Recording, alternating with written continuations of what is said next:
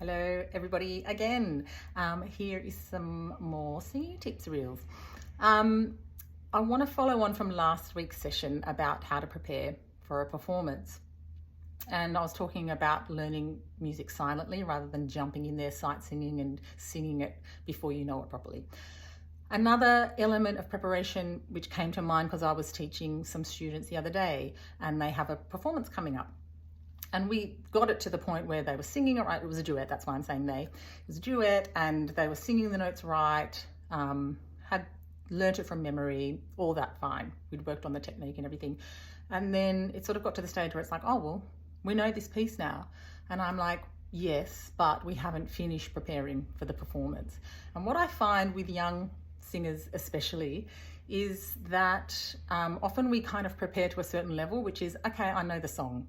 But what we don't prepare for is the performance level of the song.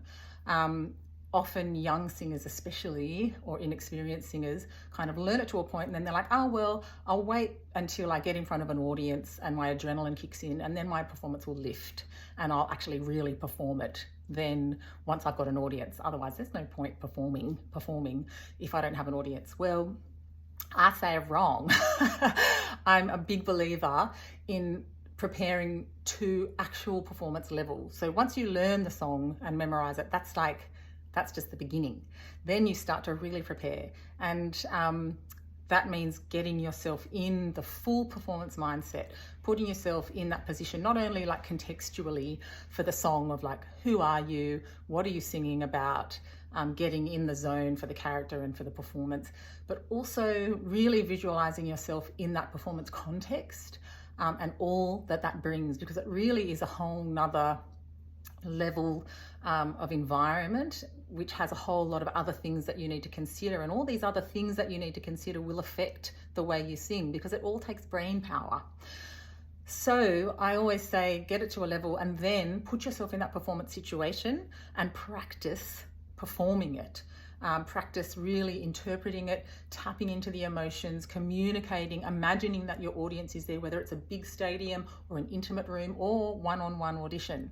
But put yourself in that, like you need to sort of trick yourself and put yourself into that kind of high stakes feeling and environment and practice singing at that kind of level. If you want to up the stakes, a thing that can really help is to just actually record yourself on your phone, even though it's not really going anywhere. Interestingly, whenever you press record, up the adrenaline goes. So that's a good way to kick in the adrenaline if you're struggling to trick yourself into that scenario.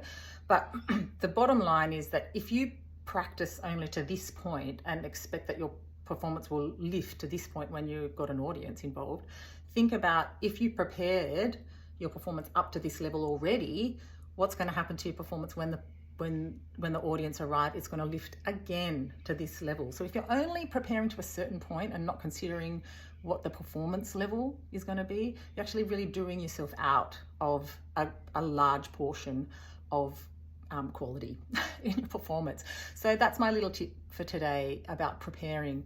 Don't think just knowing the songs and the music is enough.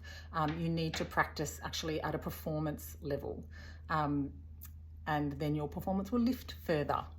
I've got someone at the door, so enjoy that. See you next time. Bye.